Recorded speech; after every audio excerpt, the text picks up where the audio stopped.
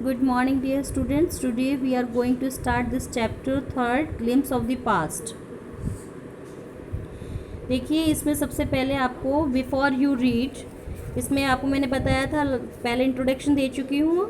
और ग्लिम्स का मतलब झांकी होता है, पास्ट यानी आपके जो बीता हुआ काल है उसकी झांकी बताई गई है 1857 की। 1757 से लेके 1857 की तक की जो झांकियाँ इवेंट्स हुए उनकी झांकियों के बारे में इसमें बताया गया है। तो बिफोर यू रीड वाला देखते हैं पहले हम। Here are some pictorial glimpses of the history of our country from 1757 to 1857.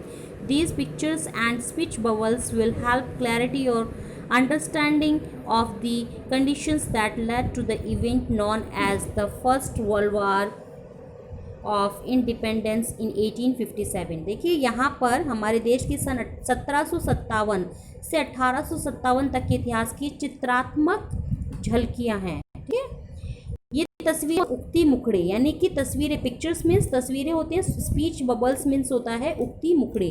Will help clarify यानी कि इन समझने में, clarify your understanding of the condition. Condition मतलब होता है हालात, है ना। तो ये तस्वीरें और उक्ति मुखड़े हमें उन हालातों को समझने में मदद करेंगे जिनके कारण 1857 में स्वतंत्रता का पहला संग्राम हुआ था। तो इस तरीके से 1857 में जो पहला संग्राम हुआ स्वतंत्रता का, इंडिपेंडेंस डे का, तो उसमें जितने भी इवेंट्स हुए ना, ये इवेंट हुआ जो, इसकी सारी तस्वीरें और उसके मुखड़े वगैरह सब आपको इसमें बताया गया। देखिए इसमें पहले फर्स्ट में लिखा था मार्टियर्स। मार्टियर्स का मतलब होता है शहीद। ठीक है, अब इसमें आप पिक में देखिए कि ना ये माइक के सामने जो खड़ी हुई हैं, ठीक है, माइक के सामने खड़ी हुई हैं, ये दिख रही है आपको, ये लता मंगेशकर जी हैं। ठीक है, अब ये देखो, ये इधर लिखा हो, O my countryman let your eyes fill with tears as you recall the sacrifices of Indian martyrs. ये दिल्ली में एक समारोह हो रहा है, फंक्शन इन दिल्ली। ठीक है, उसमें लता मंगेशकर जी जो हैं वो वहाँ पर उपस्थित हैं और उन्होंने एक गीत गाया। आप लोगों ने सुना हुआ है ऑलरेडी ये गीत, ए मेरे वतन के लोग जरा आँख में भर लो पानी, जो शहीद हुए हैं उनकी जरा याद करो कुर्बानी। तो ये वाला सॉन्ग आप लोगों ने ऑलरेडी सुन रखा है, यही गीत उन्होंने वहाँ पर गाया। ठीक है, अब देखिए इसमें आगे लिखा हुआ है कंपनीज कॉन्क्वेस्ट। ठीक है, 1757 टू 1857। ठीक है, अब इसमें देखिए आप, कंपनीज का मतलब होता है कंपनी की जीत, कॉन्क्वेस्ट मतलब होता है जीत। ये 1757 से 1849 तक है। With its superior weapons the British East India Company was extending its power in 18th century India. ठीक है, तो इन्होंने क्या बोला इसमें, अपने आधुनिक हथियारों से ब्रिटिश इंडिया कंपनी अपनी शक्ति 18वीं शताब्दी में भारत में फैला रही थी। ठीक है, Indian princess was short sighted. Indian princess were short sighted. Short sighted का मतलब होता है दूर अंदेशी नहीं थे। भारतीय राजा जो हैं वो दूर अंदेशी नहीं थे।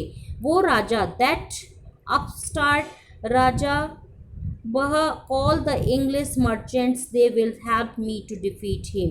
वो राजा, मैंने अंग्रेज सौदागरों को बुलाया है, वे उसे हराने में हमारी मदद करेंगे। लोगों की, the people had no peace due to such constant, यानी कि लोगों को ऐसी लगातार लड़ाइयों के कारण बिल्कुल भी शांति नहीं थी। ठीक है, डिफीट मतलब होता है हराने के लिए, लड़ाइयाँ जो क्वेरल मतलब होती हैं लड़ाइयाँ।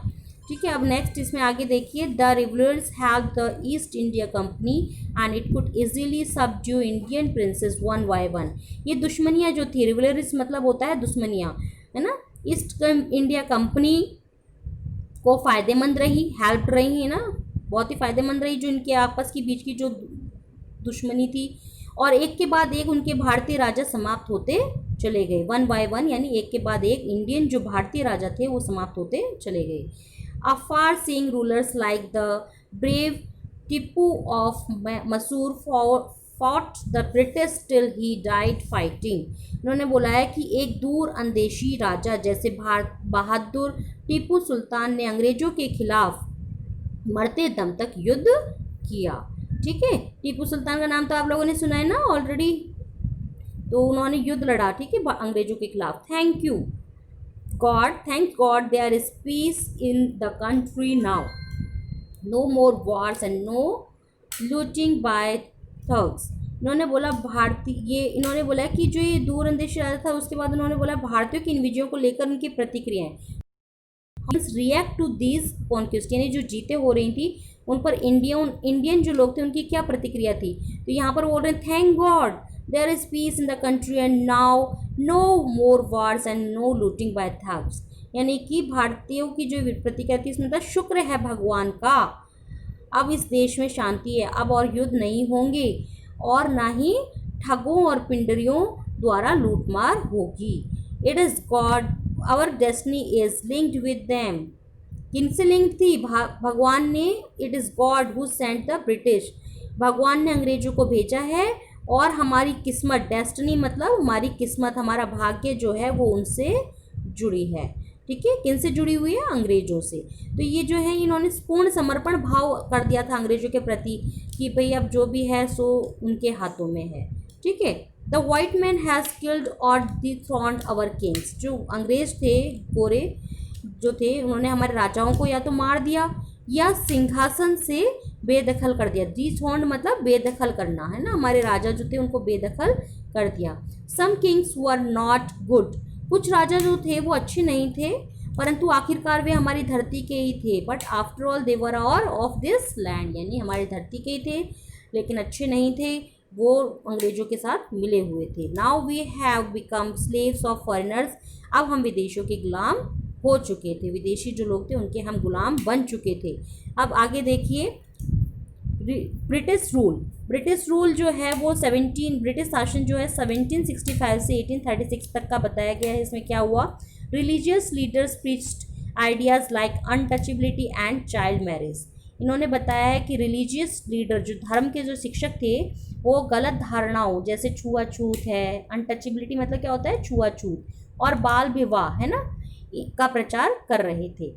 Anyone who crosses the seas loses his religion, इन्होंने कहा कि जो भी समुद्र पार जाएगा है ना, क्रॉसेस यानी समुद्र के उस पार जाएगा, अपना धर्म भ्रष्ट कर देगा। रिलीजन मतलब होता है धर्म, भ्रष्ट कर देगा।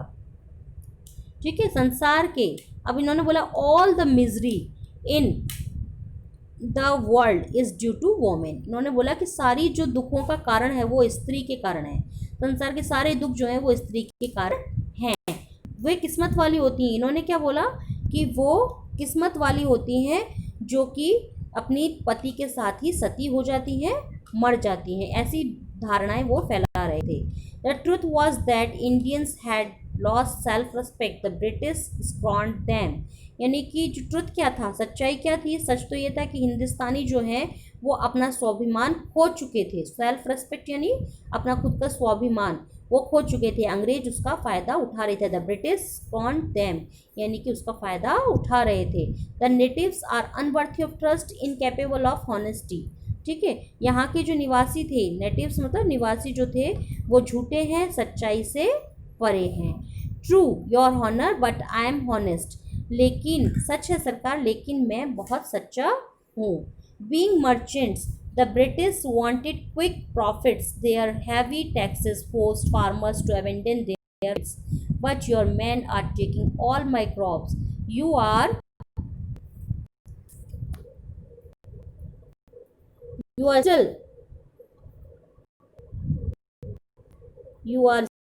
still in tense, if you don't pay next week I will send you to jail।